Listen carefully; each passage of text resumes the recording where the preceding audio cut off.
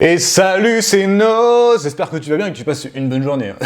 Aujourd'hui, on se retrouve pour parler du tome 11 de Chainsaw Man, la fin de la première partie. Review qui m'a été quand même pas mal demandé dans les commentaires parce que je comprends pourquoi maintenant, parce que le tome est quand même assez complexe. On va dire que ça part complètement live. Je l'ai lu deux fois. Parce que la première lecture, j'ai quasiment rien capté. Je me grattais la tête. J'étais en mode, mais qu'est-ce qui m'arrive? Qui suis-je? Où vais-je? Bon, la seconde lecture était un petit peu plus cohérente pour moi. J'ai compris plus les subtilités des tomes. Je me suis rappelé aussi d'événements passés qui m'ont permis de comprendre un petit peu comment ça se ficelait, qu'est-ce qui se passait finalement. Alors je suis ravi d'avoir compris, je vais tenter de t'expliquer ça. Alors après, j'ai pas la science infuse, enfin pas encore du moins. Je peux me tromper et je peux avoir omis des trucs, donc n'hésite pas à partager dans les commentaires si tu penses différemment de moi ou t'as vu quelque chose que je n'ai pas vu. Y a pas de souci, on est là pour discuter, c'est le fun, voilà, c'est l'éclate, tout à fait. Enfin, en tout cas, on rentre dans le vif du sujet avec le départ du tome 11 qui est la continuité un petit peu du combat de Makima contre Chainsaw Man. On remarque au début du tome que Makima s'est fait tuer une vingtaine de fois voire plus sans se faire dévorer et on comprend un petit peu à la fin du tome pourquoi, mais ça j'y reviendrai. Au fur et à mesure du combat, tu sens que Denji, Chainsaw Man plutôt, commence à s'affaiblir et Makima l'explique un petit peu. Comme tu es censé le savoir, Chainsaw Man c'est un démon, et un démon est créé par la peur des humains en fait, globalement. Il n'y a pas de démon amour, il n'y a pas de démon friandise, c'est des démons muscles, c'est des démons ténèbres, c'est des démons domination, etc., etc. Et en fonction de la peur qu'ont les gens de ce démon, il est de plus en plus fort. Jusque là je pense que tout le monde le savait, mais c'est des subtilités, tu vois, qui ont été mentionnées par Makima dans ce tome-là, et aussi par d'autres tomes à différents moments. Donc à partir de là, tout devient assez logique en fait, parce que les gens acclament Chainsaw Man, Makima a fait en sorte que les gens adulent Chainsaw Man grâce au fait qu'il ait tué le démon flingue, et donc les gens n'ont plus peur de lui. Vu que l'essence d'un démon c'est la peur, il s'affaiblit. C'est assez logique. C'est pas forcément quelque chose qui était très compliqué à comprendre, mais tu vois, moi, ma première lecture, j'étais pas sûr de ça, tu vois, j'ai eu besoin de la deuxième lecture pour le comprendre. Mais continuons. Donc Denji / Chainsaw Man s'affaiblissent, et ils sont en PLS, totalement, ils sont à deux doigts de crever, tout va mal. Mais il se passe un truc aussi, encore une fois, intéressant, et qui a besoin peut-être d'explication, parce que c'est pas forcément évident, c'est Power qui rentre dans l'équation. Bon, tu vois, la première lecture, ça me paraissait assez évident, mais pareil, j'avais pas forcément compris tout le concept à ma première lecture. En fait, Denji avait bu le sang de Power qui est le démon sang, je le rappelle. À un moment donné, je crois dans le tome précédent, on voit un flashback dans ce tome 11. Son sang donc a un pouvoir particulier, et comme le dit Pochita, il se cristallise en Denji, tu vois, donc ça devient une espèce de truc. En tout cas, elle peut communiquer, elle a une espèce de conscience pour pouvoir communiquer avec Pochita. Bon, Pochita lui demande de venir en aide à Denji en bouffant une partie de lui, et c'est ce qu'elle fait, tu vois. Et là, en fait, elle devient un démon encore plus puissant, avec un espèce de pouvoir de régénération de Pochita, tu vois, je pense que c'est pour ça qu'elle peut sortir du corps de Denji comme ça. Power sort Denji de cette impasse, le sauve, arrive à le planquer, Denji reprend son apparence parce qu'il a été affaibli, puis je pense aussi que le fait qu'il revoit Power l'adoucit un petit peu finalement, et Power lui dit de la retrouver une fois qu'elle sera réincarnée, pour qu'il recommence à être un binôme, et j'ai adoré ce passage, parce que là ça confirme un petit peu la relation fusionnelle que Denji et Power, une relation de frère et sœur, qu'ils ont créé au fur et à mesure des tomes. Je la trouve super authentique et vraiment très belle pour le coup. Mais bref, s'ensuit le moment où le mentor récupère Denji pour le planquer de Makima justement, et là t'as toute une phase de réflexion personnelle de Denji. Quand Denji se retrouve tout seul, en fait, il est au fond du trou, il se sent manipulé, il a envie de mourir, en fait, parce que finalement, il a réussi à atteindre ses objectifs de base, qui étaient simplement de dormir et de manger à sa faim, et plutôt dans une position d'abandon. Et là, je pense que c'est un peu une espèce de parodie d'autres shonen, tu vois, où t'as le protagoniste qui veut abandonner, qui en peut plus, et qui se passe quelque chose, et il va reprendre son objectif de plus belle. Là, c'est un petit peu la même chose, sauf que voilà, c'est Denji, c'est Chainsaw Man, donc le truc, ça a une proportion complètement grotesque, où en fait, il remarque à la télé que les gens adulent Chainsaw Man, donc il veut devenir le héros en fait qui est crié partout, le Chainsaw Man, et donc il voit potentiellement qu'il peut manger des steaks à chaque repas, bien manger à chaque repas et avoir plein de filles. Il augmente un petit peu ses objectifs de base pour vouloir plus. Et c'est ça qui crée sa motivation pour aller enfin affronter Makima, ce qui va clôturer ce tome. Tout ça c'est un petit peu what the fuck, tu dis mais c'est pourri comme objectif, c'est toujours pareil en fait. Mais c'est toujours dans la continuité de Denji, de ce qu'il vit depuis le départ du manga. Et moi ça me fascine, je trouve ça tellement autre, tu vois, par rapport à d'autres mangas. Super original, mais en même temps, ça marche bien, c'est logique, c'est cohérent, etc., etc. Mais bref, Denji donc décide d'aller tuer Makima. Le plan de Denji, je le trouve incroyable parce qu'en fait, il est surprenant, personne n'y avait pensé, mais ça reste dans une certaine cohérence, tu vois, ça c'est assez logique finalement, avec l'univers, avec tout ce qui se passe. Je vais tenter de t'expliquer un petit peu son plan parce que j'ai vu dans des commentaires que beaucoup de gens n'avaient pas spécialement compris. Je pense avoir compris, mais j'espère avoir compris. Denji, donc, après réflexion, met ce plan en place en s'arrachant le cœur, Pochita, de la poitrine, créant un espèce de clone de lui-même, en espérant pouvoir surprendre Makima une fois qu'elle aura gagné contre Pochita. Ce qui est assez intéressant, et c'est peut-être le seul truc truc que moi j'ai pas compris, c'est que Denji il meurt pas, tu vois, il s'arrache le cœur, donc Pochita, et il arrive à survivre un certain temps, même si il mentionne le fait qu'il a failli crever parce qu'il avait perdu beaucoup de sang, ce genre de choses. Mais je trouve ça étrange qu'il ait survécu jusqu'ici, tu vois, je le comprends pas du moins. Mais bref, en tout cas, t'as un espèce de combat entre Pochita et Makima de fou. Makima défonce Pochita pour le récupérer et être en mode bon ben voilà, je vais m'occuper de toi, on sera tout le temps ensemble, etc. et qu'on sort. Denji arrive par derrière avec le sang que lui avait filé Power. Il a bricolé une espèce de petite tronçonneuse pour déchiqueter Makima. Ce qu'il fait, et là tout son plan prend une vraie dimension. Makima ne peut pas ressusciter, ne peut pas vraiment se régénérer parce que t'as le sang de Power qui fout le dawa total. Donc on est là un peu, ok d'accord, mais il y aura une limite à ça forcément. Denji a pensé à un plan, mais il était pas sûr que ça marche. Il a simplement congelé Makima, il a coupé en plein de morceaux congelés pour pouvoir la manger, la digérer, et il estimait que potentiellement il y avait moyen qu'elle ne se régénère pas, qu'elle ressuscite pas. Même le mentor était super surpris, il était là, oh, mais c'est peut-être un problème dans le contrat de Makima de base, etc. En fait, l'auteur joue avec l'univers pour expliquer des trucs qui sont tellement tirés par les cheveux, mais encore une fois, ça reste dans le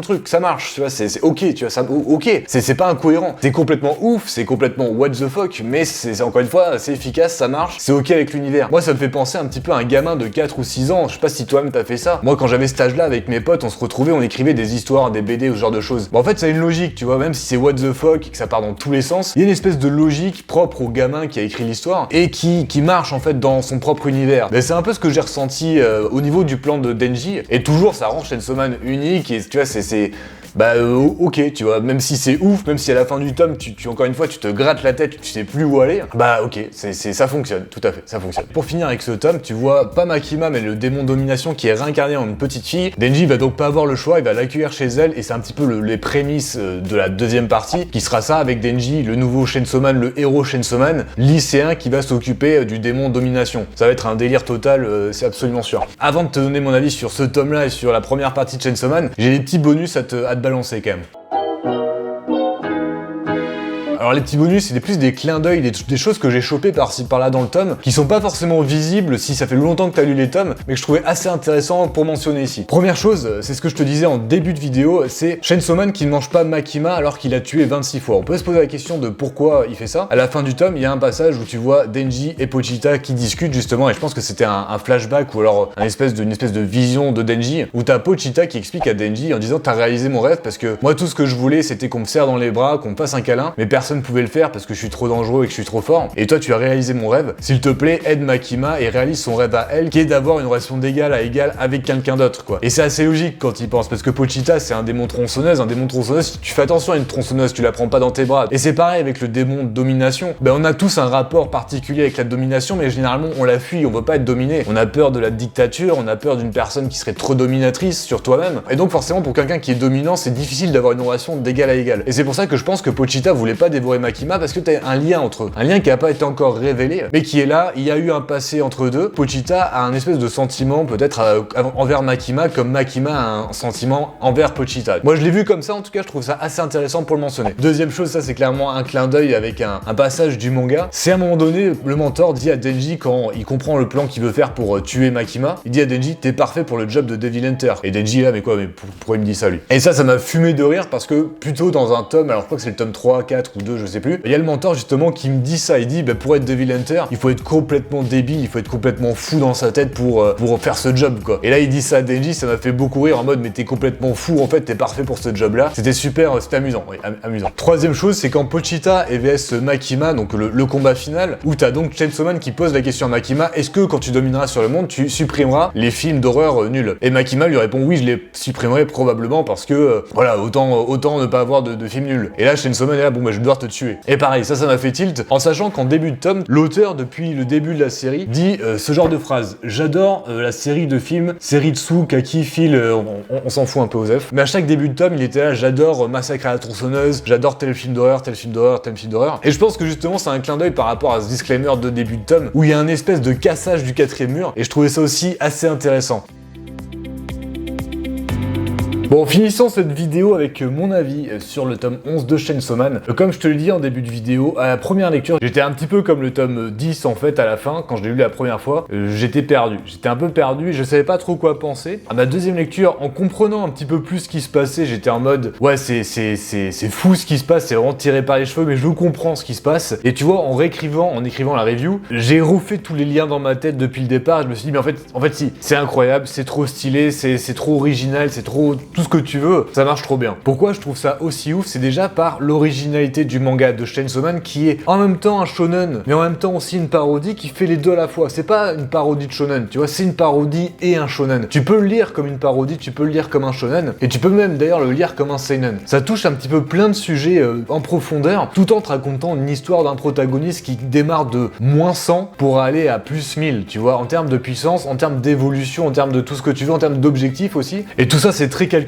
parce que t'es constamment bluffé et surpris par la narration, et si tu fais aucun effort pour comprendre ce qui se passe, tu ne comprends rien en fait, et tu ne peux pas apprécier. Mais si tu prends le temps de lire une fois un tome, de le relire une deuxième fois, de te relire l'intégrale, de réfléchir aux événements, bah tu comprends, tu captes le truc, t'es fier de toi, t'es fier de ta lecture, et t'es fier de savoir apprécier cette œuvre qui est fabuleusement ouf en fait, qui a des années-lumière de tout ce qu'on connaît. Forcément aussi, je vais te mentionner les dessins qui, dans ce tome 11, sont vraiment bons, sont pas les meilleurs je trouve honnêtement, parce qu'il y a eu notamment il me semble dans le tome 8 ou 9 des planches qui étaient complètement incroyables. Là les dessins étaient bons, étaient vraiment très puissants, mais pas au top de ce qu'a proposé le manga jusqu'ici. Mais bon, globalement j'adore les dessins qui, à l'image de tout ce que je viens de te dire, sont aussi singuliers, aussi atypiques, qui changent totalement de ce qu'on peut voir. On sent le côté puissant et gore du manga qui ont un impact sur tout le scénario et sur tout ce qui se passe, sur tes émotions en fait quand tu lis ça. Pareil, c'est une masterclass, à ce niveau-là ça marche trop bien. Donc globalement, si on prend chaque domaine du manga, c'est quelque chose qui est autre que tout ce que tu as pu lire jusqu'ici, c'est certain. Moi c'est pareil, hein, je te dis toi, mais moi aussi, c'est autre chose, et c'est là où moi j'apprécie vraiment cette sensation qui est totalement différente d'autres mangas que je lis. En plus d'être un truc que tu vois pas souvent, c'est un truc qui est très bien construit, qui est très bien monté, et où tout ce qui se passe reste cohérent